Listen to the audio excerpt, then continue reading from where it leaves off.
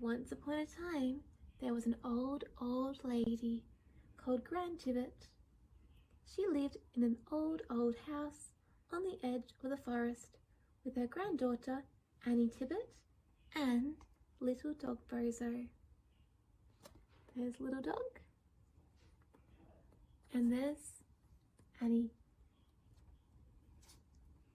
Around the house was Grandtibbet's pretty rose garden, and around the rose garden was a grassy meadow that went right to the edge of the dark fern forest. Early in the morning, the deer and the fawns would come out of the forest and eat the grass in the meadows. Sometimes Annie could get quite close to a fawn, but little dog Bozo would run out and bark at the big deer. "One day they won't run away," Annie scolded. "Then you'll be sorry." But little dog Bozo only laughed. There he is. When the weather turned cold, Grandtibbet's knee joints stiffened and her elbows creaked, and everything that could ache began to ache. Then Gran would sigh and sadly say, "I'm getting old, and I'm good and ready for my heavenly reward. But who will take care of you when I'm gone to glory?" Annie and little dog Bozo were not really worried, because they thought Gran would go on being Gran forever. They built houses of dried fern fronds and made leaf boats and sailed them on the still water.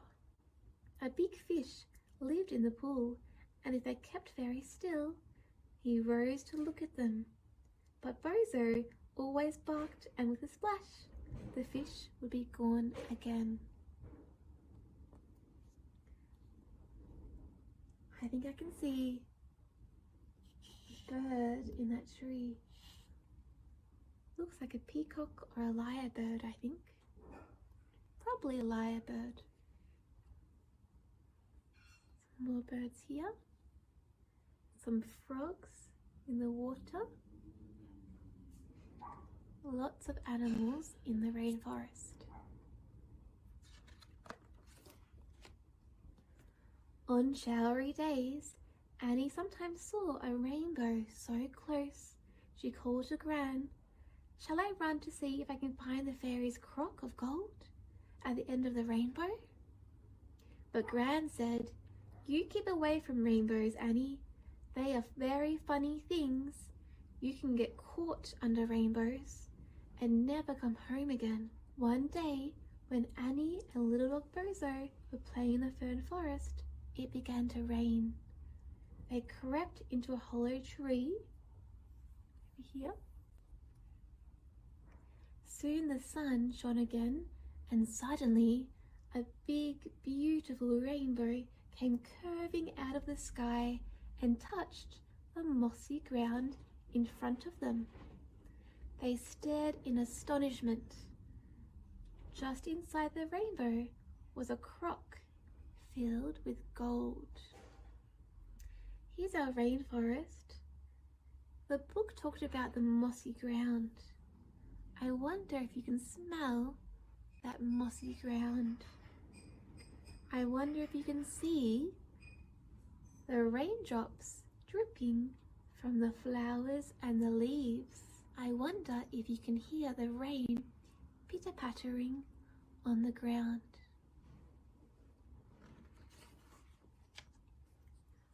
"Oh," cried Annie, "what a lovely present to take home for Gran. Do you think she should go under the rainbow?" Her Gran told her not to go under the rainbow. She forgot all about Grandtibbet's warning, and she and little dog Bozo ran to pick up the crock of gold. But as soon as they went under the rainbow, something very strange happened. They grew smaller and smaller and changed into two little fairy folk. Look, she's got wings. He's got wings too. Both Annie and little dog Bozo now had wings and were so small that the grass blades were as tall to them as trees. Wow. "Oh, Bozo," cried Annie, "how will we find our way home to Gran and tell her what has happened to us?"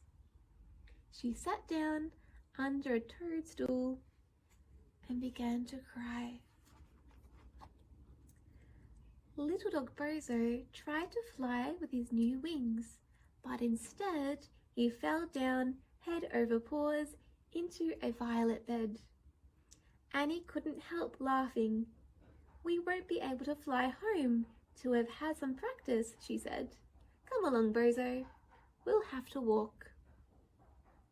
The crock of gold, which had looked so big through the rainbow, was small now.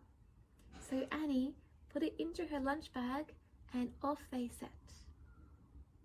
They walked and walked until they met a family of deer. To the two fairy folk, the deer were as big as mountains, the biggest deer in the whole world. Little dog Bozo ran out and barked at them as he had always done. But these deer didn't run away. The smallest fawn frightened Bozo, so he hid behind Annie.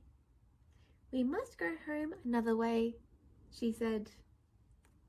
So this time the deer are not running away from the little dog.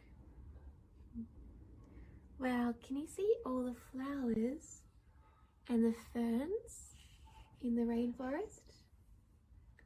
Look how many trees there are in the background. I wonder if you can hear the wind rustling through those trees. They came to a deep, dark pool with a huge fish swimming in it. "Is that the fish we used to watch?" whispered Annie to Bozo. "He looks big enough to eat us now. How shall we get across?" Just then a frog came out from his moss-covered house under the bank and offered to ferry them across the water. He's got a boat made out of bark, a leaf and a stick. And he's using another stick to paddle the boat along. "What a nice boat," Annie said to Bozo. "It reminds me of something. Why, I do believe it's one of those boats we made when we were playing here. Now we know what became of them. The frogs took them." When they reached the other bank, she thanked the frog and gave him a biscuit from her lunch bag. Do you see that dragonfly in the rainforest? And the big pool? And the ferns draping over the pool? And the moss?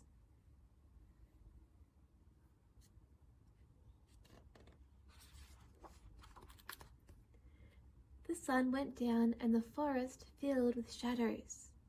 Annie and little dog Bozo began to feel frightened. Suddenly, a family of mice came scurrying along the path, scaring Bozo. But the mice were friendly and warned the two new fairy folk that the big wild cat was out hunting. "Hurry, he's coming," they said. "Follow us." There's the cat, and there's the mice down here. So Annie and little dog Bozo went home with the mice for supper. They had grasshopper pie and toasted midges, and Annie broke up some biscuits to give to the baby mice.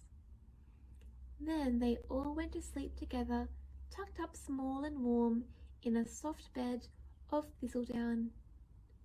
When the moon rose, the mice ran out to dance in the moonlight, but Annie and little dog Bozo did not wake till sunrise.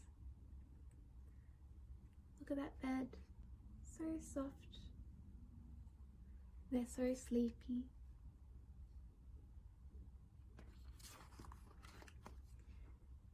Next morning, the two new fairy folk set off on their long walk home. But before long, they realized they were quite lost. The sun grew hotter and hotter, and the ground grew damper and damper. Annie was admiring the beautiful flowers all around them, and little dog Bozo was splashing through pools and frisking ahead when, "Help, help, help!" he screamed. He was caught fast in the sticky leaf of a sundew and simply couldn't pull free. Luckily, Mr. Prickles, looks like an echidna, came rumbling and snuffling along. Annie was very frightened, but Mr. Prickles looked down at poor little dog Bozo and laughed. Then he rooted him out with his long nose and went off chuckling and snuffling along the track.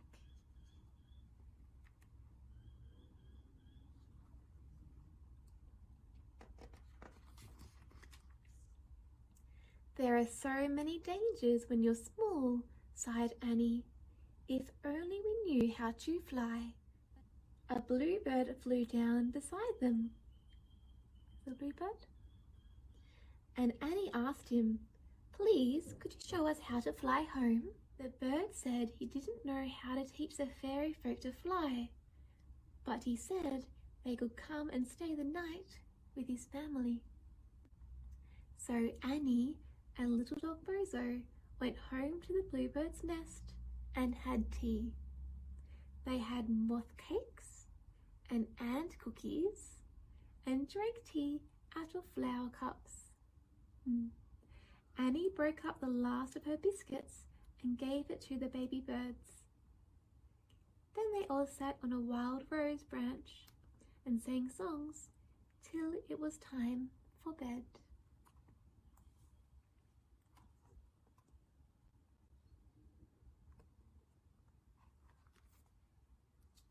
Next day, the bluebird said he had found a wise old Mr. Longlegs who knew almost everything about everything.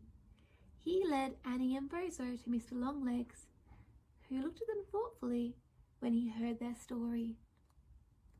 "I think you'd better meet the fairy king and queen and all the other fairy folk," he said. "Little folk just like yourselves live in the ferny glade by the waterfall just down the path."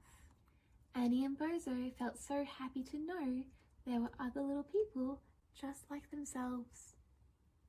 They thanked the bluebird and the wise old bird and ran towards the waterfall, which sparkled between the trees.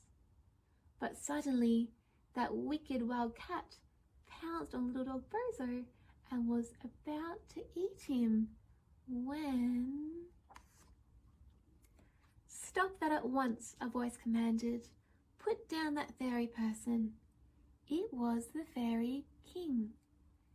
The cat sulkily put down the little dog Bozo and slunk away.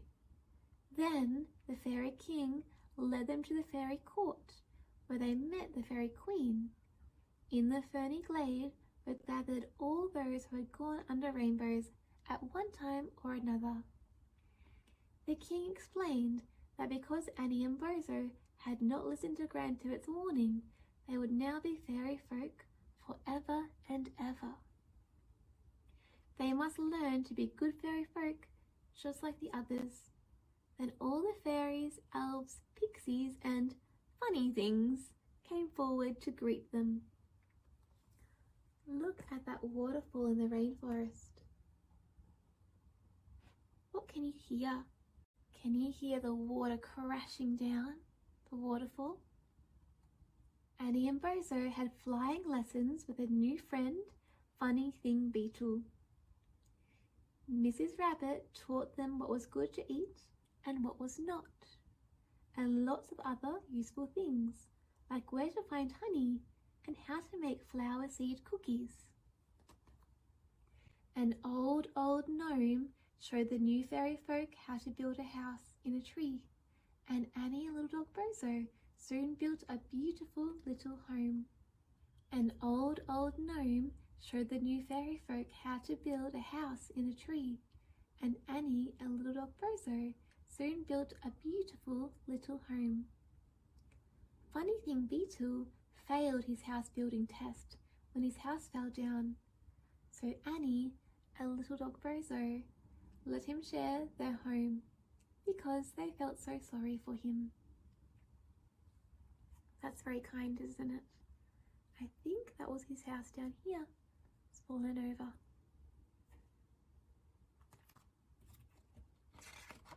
At last, Annie asked the Fairy King if they could visit Grand Tibbet. The King and Queen wanted to see Grand's rose garden, so all the court winged their way through the fern forest till they came to Grand Tibbet's old house. Gran was sitting in the twilight, feeling very sad. She had given up all hope of ever seeing Annie and little dog Bozo again. Suddenly, she looked up and saw a tiny little Annie and a weeny little dog Bozo alight upon her veranda rail. Behind them, all the fairies fluttered down to picnic in her rose garden. "Look, Gran," cried Annie, "we're safe after all, but we have to be fairy folk forever and ever. We're well and happy, and we've brought a present for you, the crock of gold we found under the rainbow." So Annie and little dog Bozo and their friend Funny Thing Beetle lived with the fairy folk forever, but they often came to talk to Gran while the fairy court picnicked in her rose garden. Gran stopped worrying about who would look after Annie and little dog Bozo after she had gone to glory, because she knew that now they could look after themselves.